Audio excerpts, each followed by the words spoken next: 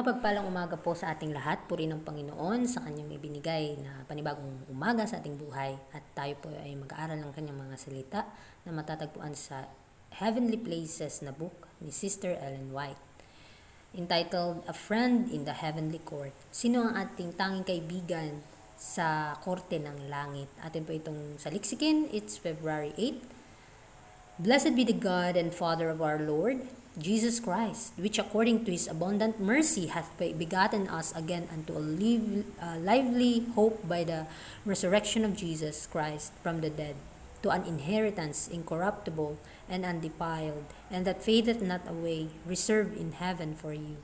So mapapansin natin dito sa verse na ito, sa 1 Peter 1:3-4, na si Kristo, ang anak ng Diyos, ay siya ang ating kaibigan na nag-aabugar sa Ama upang tayo ay mailigtas at upang tayo ay mawala ang ating mga kasalanan. Ang kanyang walang katapusang awa ay pinagkaloob sa atin dahil ang pagkabuhay ni Kristo ay siyang ating tagumpay upang mapanunod natin ang hindi nasisirang mga bagay at malilinis ang ating mga puso at mapapabanal ang ating kaluluwa. Is there any reason why this lively hope should not give us much confidence and joy at this time as it gave the disciples in the early church? Ito yung rason o maraming rason bakit na yung buhay na pag-asa ay hindi nabigay sa mga iglesia dahil kulang ng pananampalataya. So kinakailangan tayo ay humingi sa Panginoon ng mga bagay na makalangit upang magamit natin ito sa kanyang pagtatapos o sa pagtatapos ng kanyang gawain. At ito yung mga bagay na pinagkaloob ng Panginoon sa kanyang mga disipulo. Christ is not enclosed in Joseph's new tomb. He is risen and has ascended up on high, and we are to act out our faith, that the world may see that we have a lively hope. So mapapansin din natin na si Kristo ay hindi siya ngayon ay wala siya sa libing ni Jose. Bagkus siya ay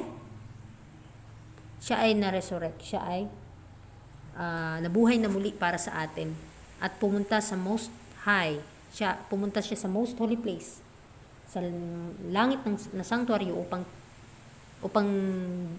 kilusin ang ating kaligtasan, gawin ang ating sariling kaligtasan, at kinakailangan tayong gumawa at kumilos sa ating mga pananampalataya dito sa mundo at may pakita sa ating buhay ang buhay na pananampalataya at buhay na pag-asa. Our hope is not without foundation. Our inheritance is not corruptible. It is not the subject of imagination. So mapapansin natin ang mga pag-asa na pinagkaloob sa atin ng Panginoon ito ay may pundasyon sa ating buhay. Kinakailangan na may panindigan tayo sa ating prinsipyo ng Panginoon ang ating hahawakan dahil ito po ay hindi po ito masisira. Itong pananampalataya natin, itong mga bagay na ating hinahangad sa ating buhay ng mga makalangit. Ang pag-asa na binigay ng Panginoon sa atin, hindi lang hanggang sa imahinasyon lamang atin itong makakamit, kundi kinakailangan na atin itong i-work out, atin itong panghawakan ng mabuti upang hindi ito mawala sa atin. May pundasyon tayo. We read in the Bible about the resurrection of Christ from the dead, but do we act as though we believe it? Nabasa natin sa Biblia, mga kapatid, na si Kristo ay nabangon mula sa mga patay. Ginagawa ba natin or sinasagawa ba natin ang ating sinasampalatayanan? Kumikilos ba tayo at nananampalataya sa Kanya na may pag-ibig dahil dito tayo papabanalin ng Panginoon? Ito yung tanong sa atin. Do we believe that Jesus is a living Savior, that He is not in Joseph's new tomb with a great stone rolled before it, but that He has risen from the dead and ascended on high? Naniniwala ba tayo na si Kristo ay tinatanggap ba natin siya as our buhay na tagapagligtas, na wala siya sa libingan ni Jose, bagkus siya ay bumangon at nakipag-abugar sa atin, nakipaglaban para sa atin. Nabuhay na muli mula sa mga patay at pumunta sa langit upang gawin o upang tayo ay magwagi sa laban tinutulungan po tayo ng Panginoon upang sa lahat ng ating mga kahirapan at sa lahat ng ating mga kahinaan ay atin itong mapanagumpayan. He is there to plead our cases in the courts of heaven. He is there because we need a friend in the heavenly court, one who is to be our advocate and intercessor. Then let us rejoice in this. We have everything for which to praise God. So mapapansin din natin, si Kristo ay nagmamakaawa sa Ama na sa korte ng langit upang mapatawad ang mga makasalanan in our behalf, mga kapatid. Yung kaso natin, si Kristo na ang nagpasan nito upang makatikim tayo ng mga pagpapala na nagmumula sa Kanya.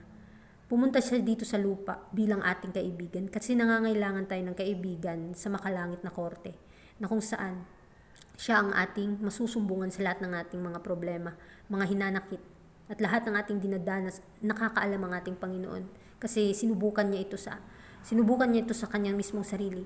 At sa ating buhay, mga kapatid, nawa ay maging isang ehemplo din, maging isa tayo ding ehemplo. Dahil si Kristo ang siya ang ating tagapagligtas at ililigtas niya tayo. At kinakailangan tayong magalak dito na meron tayong lahat. Maaangkin natin ang lahat ng bagay kung tayo ay magbibigay kaluwalhatian sa Panginoon. Many judge of their religious state by their emotions, but these are not a safe criterion. Our Christian life does not depend upon our feelings, but upon our having a right hold from above. So marami ngayong naghahatol patungkol sa relihiyon na sa pamamagitan lamang ng emosyon, ng feelings. Pero hindi ito yung sinasabi dito na hindi ito yung makakapagligtas sa atin. Yung panahon na masigasig ka lang, dun ka lang magsisilbi sa Panginoon. Dahil ang ating Kristiyanong buhay o yung buhay natin bilang Kristiyano ay hindi nakadepende sa ating nararamdaman. Bagkus, ito ay kinakailangan may pinanghahawakan tayong prinsipyo ng Panginoon na ang mga bagay sa makalangit, yun yung ating panghawakan, ating titigan. We must believe the words of God just as He has spoken them. We must take Christ at His word. Believe that He came to represent the Father and that the Father, as is represented in Christ, is our friend and that He desires not that we should perish or He would never have given His Son to die our sacrifice. So mapapansin din natin dito na kinakailangan tayong manampalataya sa sinabi mismo ng Panginoon sa atin. Dahil sa pamamagitan ni Kristo, siya ang representante ng Ama na si Kristo ang ating kaibigan na mapagkakatiwalaan. At lahat ng ating nararamdaman ay siya ang nakakaalam. At ninanais din ng Panginoon na tayo ay maligtas at wala ni isa sa atin na mapahamak. At hindi niya gustong ibigay ang Panginoon, ang Ama, mga kapatid. Hindi niya binigay ang kanyang bugtong na anak para mamatay na sakripisyo para tayo ay magkasala, kundi ibinigay niya ang kanyang anak upang tayo mismo, mga kapatid, ay makatupad sa kanyang kalooban at magiging magaan sa atin ang pagsunod sa ating Panginoon. Dahil sa ating kakayahan, wala po tayong magagawa. The cross of Calvary is an eternal pledge to every one of us that God wants us to be happy, not only in the future life, but in this life. So, sa buhay natin ngayon, nagpa-practice lamang tayo kung paano mabuhay na bilang Kristiyano na lumalapit at lumalakad kay Kristo. Na habang natin nakikita ang cross ng Kalbaryo, mapapansin natin na yung walang katapusang pagsasakripisyo ng ating Panginoon sa bawat isa sa atin, gusto ng Diyos na tayo ay maging masaya. Gusto ng Panginoon na ma-feel natin yung kagalakan na nanggagaling sa Kanya. Hindi lang sa mga darating na araw, kundi ngayon. Habang tayo nagsiservisyo sa Panginoon, habang may mga pagsubok tayong dinadaanan, kinakailangan na tayo ay maging masaya. May kagalakan sa ating mga puso. At ito, sa pamamagitan lamang kapag tayo ay kumakain ng mga salita ng Panginoon, may a-adapt natin sa ating buhay. Ipanalangin po natin ang bawat galawan natin, mga kapatid, na magbibigay kaluwalhatian sa kanyang banal na pangalan. The death of Christ brings to the rejector of His mercy, the wrath and judgments of God unmixed with mercy. So, ang kamatayan ni Kristo ay nagbibigay sa atin ng tagumpay na sa pamamagitan ng kanyang awa at hatol ay ito ay pinagkaloob sa atin upang tayo ay maligtas. Ang kanyang walang katapusang awa, mga kapatid, na kung saan kapag ito ay malaman ng tao, talagang lalakaran niya ito ang liwanag, mga kapatid. At higit sa lahat, hindi na siya hahatulan pa sa kamatayan kung tatanggapin niya si Kristo.